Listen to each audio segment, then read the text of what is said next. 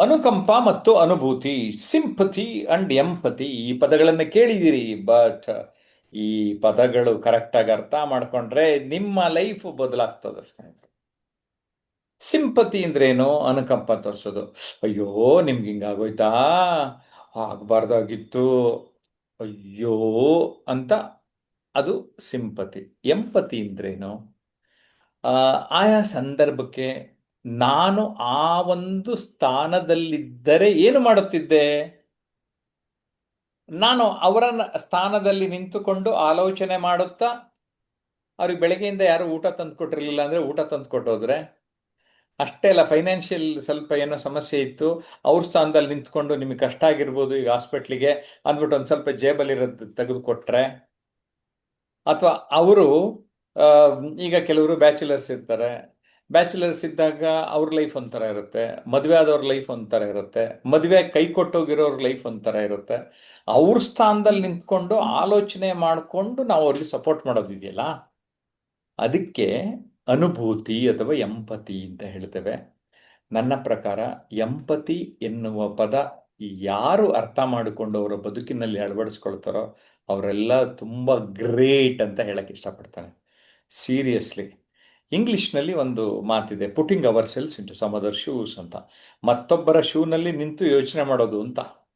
ಅಂದರೆ ಅವರ ಸ್ಥಾನದಲ್ಲಿ ನಿಂತು ಆಲೋಚನೆ ಮಾಡಿದಾಗ ನಾವು ಇನ್ನೊಬ್ಬರನ್ನ, ಆ ಸನ್ನಿವೇಶವನ್ನ ಅರ್ಥ ಮಾಡಿಕೊಳ್ಳುತ್ತೇವೆ ಅಂತ. ನಮ್ಮ ಜೊತೆ ಹಿರಿಯ ಕಲಾವಿದರಾದ ರವಿನಾಥ್ ಪಟ್ಟಣಶೆಟ್ಟಿ ಇದ್ದಾರೆ. ತುಂಬ ಉತ್ತಮವಾದ ಕಲಾವಿದರು. ಅವ್ರನ್ನ ಕೇಳೋಣ ಬನ್ನಿ, ಈ ವಿಷಯ ಎಷ್ಟು ಇಂಪಾರ್ಟೆಂಟು. ಏನಂತೀರಿ ರವಿನಾಥ್? ನಮಸ್ಕಾರ ಸರ್. ಇವತ್ತಿನ ಸಮಾಜದಲ್ಲಿ ಅದು ತುಂಬಾ ಇಂಪಾರ್ಟೆಂಟ್ ಅನ್ಸುತ್ತೆ. ಯಾಕಂದ್ರೆ ಈಗ 30-35 ವರ್ಷದ ಹಿಂದಿನ ಸಮಾಜ ನಾವು ನೋಡಿದಾಗ, ಬೆಂಗಳೂರಿಗೆ ಬಂದಾಗ ಅವಾಗ ಹೆಲ್ಪಿಂಗ್ ನೇಚರ್ ಹೆಂಗಿತ್ತು, ಅವತ್ತಿನ ಎಜುಕೇಶನ್ ಹೇಗಿತ್ತು ಅನ್ನೋದನ್ನು ನೋಡಿದ್ರೆ ಅವತ್ತು ಆ ಸಿಂಪತಿ ಅನ್ನೋದು ಅದು ಎಂಪತಿಗಿಂತ ಮೀರಿ ಹೋಗ್ತಾ ಇತ್ತು. ಯಾಕೆಂದ್ರೆ ಒಬ್ರು ಹೆಲ್ಪ್ ಮಾಡಿದ್ರು ಅಂತಂದ್ರೆ ಅವ್ರ ಮನೇಲೆ ಇಟ್ಕೊಂಡು ವಾರನ್ನ ಹಾಕಿ ಸಾಕ್ತಾ ಇದ್ದಂತ ಒಬ್ಬ ಜನಗಳಿದ್ರು ಅವಾಗ. ಅದು ಸಿಂಪತಿಗಿಂತ ಮೀರಿದ್ದು ಅವಾಗ. ಅದು ಹಾಗೆ ಹೆಲ್ಪಿಂಗ್ ನೇಚರ್ ಇತ್ತು. ಇವತ್ತು ಹೆಲ್ಪಿಂಗ್ ನೇಚರ್ಗಿಂತ ಕಾಲೆಳೆಯೋರೇ ಜಾಸ್ತಿ ಆಗ್ಬಿಟ್ಟಿದ್ದಾರೆ. ಯಾಕಂದ್ರೆ ಸಿಂಪತಿನೂ ಇಲ್ಲ. ಸಿಂಪತಿ ತೋರಿಸ್ಬಿಟ್ಟು ಬೇಕಾದ್ರೆ ಫೋಟೋ ತಕೊಂಡು ಅವ್ರು ಇನ್ನೇನೋ ಮಾಡ್ಕೊಂಡಿರ್ತಾರೆ. ಫೋಟೋ ತಕೊಂಡು ಇನ್ನೇನೋ ಮೀಡಿಯಾದಲ್ಲಿ ಹಾಕೊಂಡು, ಅಂದ್ರೆ ಅದು ಮೀರಿ ಹೋಗ್ಬಿಟ್ಟಿದೆ ಈಗ. ಅಲ್ಲ, ಅಂದ್ರೆ ಹೆಸರಿಗೋಸ್ಕರ ಮಾಡ್ತಾರೆ ಅಂತೀರಾ? ಹೌದು, ಇವತ್ತು ಹಾಗೆ ಆಗೋಗ್ಬಿಟ್ಟಿದೆ. ರಾಜಕೀಯನೂ ಹಾಗೆ ಆಗೋಗಿದೆ. ಈಗ ಸೋಷಿಯಲ್ ಮೀಡಿಯಾ ಅಂತೂ ಪೂರ್ತಿ ಅಧ್ವಾನ ಆಗ್ಬಿಟ್ಟಿದೆ. ಮೊನ್ನೆ ಒಂದು ಪ್ರೆಸ್ ಕ್ಲಬ್ ಅಲ್ಲಿ ಇದ್ರ ಬಗ್ಗೆ ಸಾಕಷ್ಟು ಒಂದು ಚರ್ಚೆ ಆಯ್ತು. ಮೊನ್ನೆ 9ನೇ ತಾರೀಕು ಅಲ್ಲಿ ಪ್ರೆಸ್ ಕ್ಲಬ್ ಅಲ್ಲಿ ಇವತ್ತು ಮೀಡಿಯಾ ಹೆಂಗಾಗಿದೆ ಅಂತ ಇವರು ಅರ್ಜಳಿ ನಾಗರಾಜ್ ಅವರು ಮಾತಾಡಿದ್ರು ಅವತ್ತು. ಇದರಲ್ಲಿ ಮೀಡಿಯಾ ಹೆಂಗಾಗಿದೆ ಅಂತಂದ್ರೆ ಅವರ TRPಗೆ ಮತ್ತೆ ಅವರ ಒಂದು ಸಿಂಪತಿಯನ್ನ ತೋರ್ಸೋದು. ಇವ್ರು ತೋರಿಸ್ತಾರಲ್ಲ ಮೀಡಿಯಾದಲ್ಲಿ, ಟಿವಿನವರು ಸಿಂಪತಿ. ಆ ಸಿಂಪತಿ ಹೆಂಗೋಗ್ಬಿಟ್ಟಿದೆ ಅಂತಂದ್ರೆ ನಾವು ಕೇಳೋರು ನಮಗೇನೆ, ಬೇರೆಯವ್ರಿಗೆಲ್ಲ ನಮಗೇನೆ ಹೊಟ್ಟೆ ಕಿವುಚ್ಬಿಡುತ್ತೆ ಅಂತ ಸಿಂಪತಿ ತೋರಿಸ್ತಾರೆ. ಅಂದ್ರೆ ಈ ಪದ ತುಂಬಾ ಇಂಪಾರ್ಟೆಂಟ್ ಅಲ್ಲ? ಪದ ಅಂತಂದ್ರೆ ಪದ ಇಂಪಾರ್ಟೆಂಟ್. ಅದ್ರ ಅರ್ಥ, ಇವಾಗಿನ ಅರ್ಥಗಳು ಬೇರೆ ವ್ಯಾಪ್ತಿಗೆ ಹೋಗ್ಬಿಟ್ಟಿದಾವೆ. ಎಂಪತಿ ಅನ್ನೋದು ಪದ ಅರ್ಥ ಗೊತ್ತಿಲ್ಲದಲ್ಲ, ಪದನೇ ಗೊತ್ತಿಲ್ಲ ಸಾಕಷ್ಟು ಜನಕ್ಕೆ. ಕರುಣೆ ಅನ್ನೋದೊಂದು ಗೊತ್ತು ಅಷ್ಟೇನೆ. ಅದು ಪಿಕ್ಚರ್ಗಳಲ್ಲಿ ಇದ್ರಲ್ಲಿ ನೋಡಿರ್ತಾರೆ. ಅದು ಎಂಪತಿ ಅನ್ನೋ ಪದದ ಅರ್ಥ ಗೊತ್ತಿಲ್ಲ. ಕನ್ನಡದಲ್ಲಿ ನಾವು ಅನುಭೂತಿ ಅಂತ ಹೇಳ್ಬೋದು. ದಯವಿಟ್ಟು ಯಾರು ವೀಕ್ಷಕರು ಈ ವಿಡಿಯೋ ನೋಡ್ತಾ ಇರ್ತೀರಿ, ದಯವಿಟ್ಟು ಎಂಪತಿ, EMPATHY ದಯಮಾಡಿ ಟೈಪ್ ಮಾಡಿ. ಯಾಕಂದ್ರೆ ನಮ್ಮ ರವಿನಾಥ್ ಹೇಳ್ಬಿಟ್ರು, ಅವರು ಸೀನಿಯರ್ ಪರ್ಸನ್, ಜಾಸ್ತಿ ಪದನೇ ತಿಳ್ಕೊಂಡಿಲ್ಲ ಸಾರ್ ಅಂತ. ಅದಕ್ಕೆ ಇವತ್ತಿಂದ ಸರಿಯಾಗಿ ತಿಳ್ಕೊಳ್ಳಿ. ಅದಕ್ಕೆ ಇನ್ನೊಂದು ಪದ ಇದೆ ಅದಕ್ಕೆ, ಇದಕ್ಕೆ ಹೇಳಿ.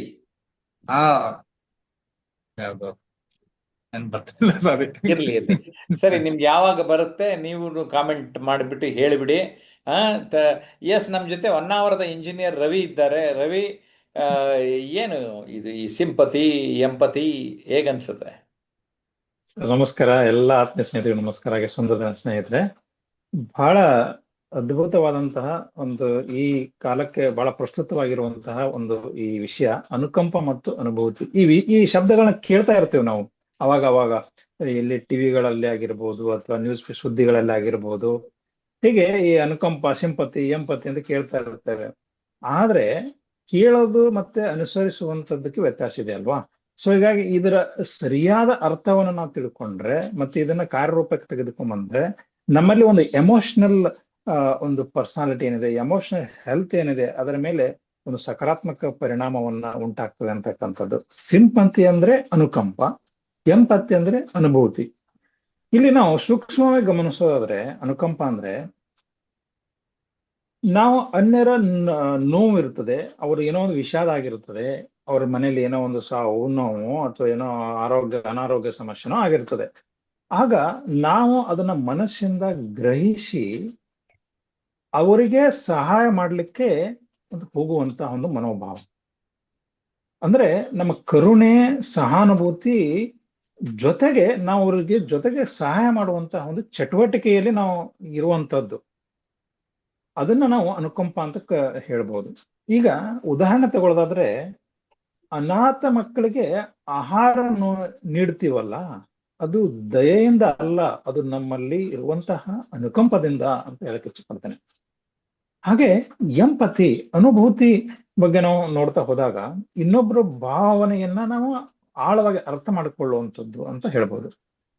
ಹಾಗೆ ನಮ್ಮಲ್ಲಿ ಈ ಎಂಪತಿ, ಅನುಭೂತಿ ಅಂತಕ್ಕಂಥ ಒಂದು ಕ್ಯಾರೆಕ್ಟರ್ ನಮ್ಮಲ್ಲಿ ಇದ್ದಾಗ, ಮನೋಭಾವ ನಮ್ಮಲ್ಲಿದ್ದಾಗ ನಮ್ಮಲ್ಲಿ ಕೇಳುವ ಸಾಮರ್ಥ್ಯ ಚೆನ್ನಾಗಿರ್ತದೆ, ಮತ್ತೆ ಒಂದು ಆಳವಾದ ಸಂಬಂಧ ನಿರ್ಮಾಣ ಆಗ್ಲಿಕ್ಕೆ ಸಾಧ್ಯ ಆಗ್ತದೆ. ಯಾಕಂದ್ರೆ ಸ್ನೇಹಿತರೆ, ನಾವು ವೈಯಕ್ತಿಕವಾಗಿ ಆಗಿರ್ಬಹುದು, ಕೌಟುಂಬಿಕವಾಗಿ ಆಗಿರ್ಬಹುದು, ಹಾಗೆ ವೃತ್ತಿಪರತೆಯಿಂದ ಆಗಿರ್ಬಹುದು, ಹಾಗೆ ಸಾಮಾಜಿಕವಾಗಿ, ಹಾಗೆ ಆಧ್ಯಾತ್ಮಿಕವಾಗಿ ಆಗಿರ್ಬೋದು, ಎಮೋಷನಲಿ ನಾವು ಬೆಳವಣಿಗೆ ಆಗ್ಬೇಕಂದ್ರೆ, ನಮ್ಮ ಒಂದು ಶಕ್ತಿಶಾಲಿ ವ್ಯಕ್ತಿತ್ವ ನಿರ್ಮಾಣ ಆಗ್ಬೇಕಂತಂದ್ರೆ ಯಾವ ಸಂದರ್ಭದಲ್ಲಿ ಯಾವ್ದು ಅವಶ್ಯಕತೆ ಇದೆ, ಯಾವ ಸಂದರ್ಭಕ್ಕೆ ಅನುಗುಣವಾಗಿ ನಮಗೆ ಅನುಭೂತಿಯೋ ಅಥವಾ ಅನುಕಂಪವೋ ಅನ್ನೋದು ನಮಗೆ ಅರ್ಥಕೊಂಡಾಗ, ಆ ಒಂದು ತಿಳುವಳಿಕೆ ಅರಿವು ನಮ್ಮಲ್ಲಿದ್ದಾಗ ಅದನ್ನ ನಾವು ಮಾಡೋದು ಬಹಳ ಅವಶ್ಯಕತೆ ಇರ್ತದೆ. ಯಾಕೆಂದ್ರೆ ಈ ಒಂದು ಸಾಮಾಜಿಕ ಜೀವಿ, ನಾನು ಸಮಾಜದಲ್ಲಿ ಬದುಕ್ತೇನೆ ಅಂತಂದ್ರೆ ನಮ್ಮಲ್ಲಿ ಸುತ್ತಮುತ್ತಲೂ ಆಗುವಂತಹ ಘಟನೆಗಳಲ್ಲಿ ಬಳಲ್ತಾ ಇರ್ತಾರೆ. ಅನೇಕ ಸಮಸ್ಯೆಗಳಿಂದ ಅನೇಕ ಜನರು ನಮ್ಮಲ್ಲಿ ಹೇಳ್ಕೊಂಡು ಬಂದಾಗ ಅಥವಾ ನಮಗೆ ಗೊತ್ತಾದಾಗ ನಾವು ಹೋಗುವಂತದ್ದು ಒಂದು ಸಾಮಾಜಿಕ ಬದ್ಧತೆ ಇರ್ತದೆ ನಮಗೆ.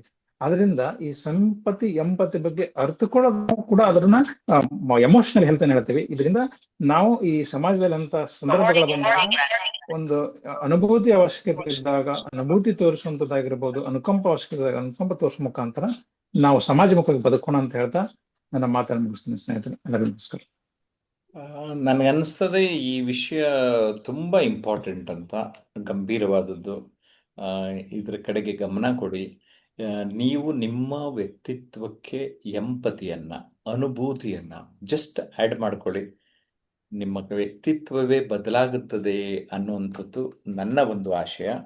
ವ್ಯಕ್ತಿತ್ವ ಪರಿವರ್ತನೆ ಎನ್ನುವಂತಹ ಒಂದು ಕೃತಿಯನ್ನು ಬರೆದಿದ್ದೇನೆ.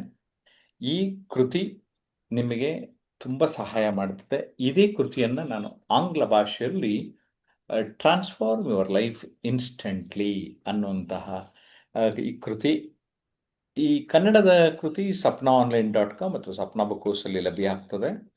Transform your life instantly Amazon.in ಅಲ್ಲಿ ಲಭ್ಯ ಇರುತ್ತೆ ಅನ್ನೋದನ್ನ ತಿಳಿಸೋದಕ್ಕೆ ಇಷ್ಟಪಡ್ತೇನೆ. ನಮ್ಮ ಬಾಳಿಗೆ ನಾವೇ ಶಿಲ್ಪಿ, ನಾವೇ ಅಣಿಯಾಗಬೇಕು, ನಾವೇ ಸಿದ್ಧರಾಗಬೇಕು. ಸೊ ಆ ಒಂದು ನಿಟ್ಟಿನಲ್ಲಿ ನಾವು ಆನ್ಲೈನ್ ಮತ್ತು ಆಫ್ಲೈನ್ ವರ್ಕ್ಶಾಪ್ಸ್ಗಳನ್ನು ಮಾಡ್ತಾ ಇರ್ತೇವೆ. ನೀವುಗಳು ಕೂಡ ಅಂಥ ಆಸಕ್ತಿಯನ್ನು ತೋರಿಸೋದಾದರೆ, ನಿಮಗೂ ಕೂಡ ಕುತೂಹಲ ಇದ್ದರೆ 9341259267 ಅಥವಾ 9620303000ಗೆ ಸಂಪರ್ಕ ಮಾಡಿ. I wish you all the best.